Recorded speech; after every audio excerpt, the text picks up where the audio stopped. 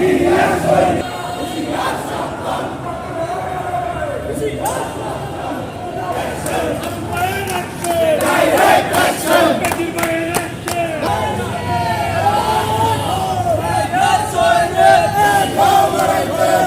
তুষার দুষ্কৃতিকারীদের হুঁশিয়ার করে বলে দিতে চাই, আপনারা ওই পলাতক বুড়ি হাসিনার নির্দেশে এমন কোন অপকর্ম করেন না, যেই কারণে আপনাদেরকে এই টঙ্গী থেকে বিতাড়িত করতে বাধ্য হয়।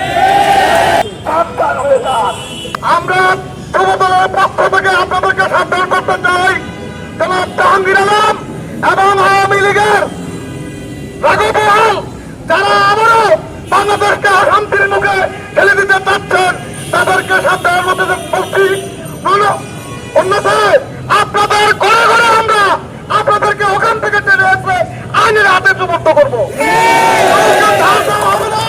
আপনারা বহু অন্যায় করেছেন, অন্তত জাতির কাছে আপনারা মাপ চেয়ে প্রয়োজনে আবার রাজনীতিতে আসবেন, কিন্তু আপনার সন্ত্রাসী কাজে মানুষকে বলার রাত্রে থাকতে দিন না।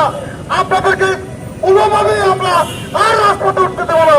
সবাইকে এখানে যে এসেছেন, বিশেষ করে আমার সাংবাদিক ভাইয়েরা এবং আমাদের বিভিন্ন ওয়ার্ডের আমাদের যুবদলের নেতৃবৃন্দ, সবাই যে একটু কষ্ট করে আজকের এই রাজপথে এসেছেন, সেই জন্য আমি আমাদের যুবদলের পক্ষ থেকে আপনাদের সবাইকে ধন্যবাদ জানিয়ে আজকের এই সংক্ষিপ্ত বিক্ষোভ সমাবেশ এখানে শেষ করলাম।